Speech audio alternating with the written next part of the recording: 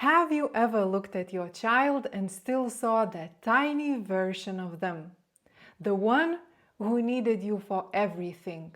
Hugs, advice, food, money. Do you find it hard to let go even though your child is fully capable to handle life on their own?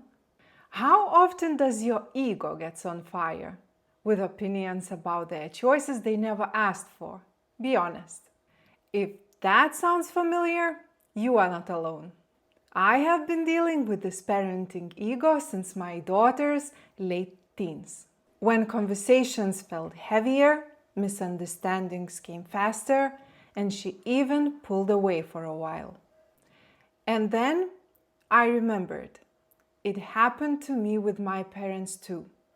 This shift from a child-parent to adult-adult relationship, unfortunately, quite often causes distance. Whether it continues or it gets repaired depends on us, parents. As our children grow, their world expands. They meet people who think differently, live differently, dream differently. And suddenly, we are no longer the center of their universe. Their friends, their new tribe start to take that place. And that's normal, healthy even. But while they are finding their place on this planet, we often hold on to the version of them that still needs us. We continue seeing them as too young, too inexperienced, too fragile to make the right choices. And our ego gets more and more upset.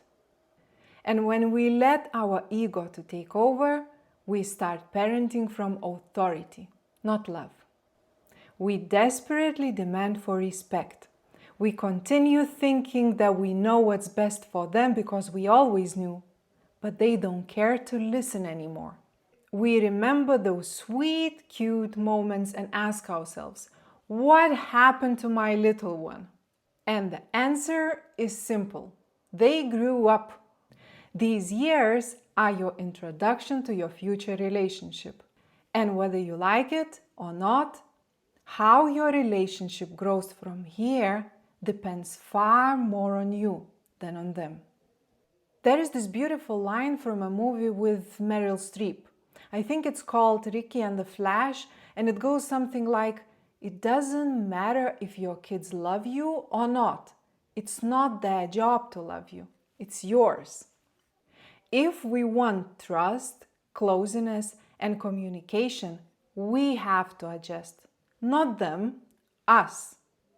So, can we prevent drifting apart from our children? Absolutely. Can we manage our ego so it won't ruin our relationship? Definitely. But only if we take responsibility. I started with these steps. First, see them as a separate whole person. Your child is no longer an extension of you. They are separate, unique young adult.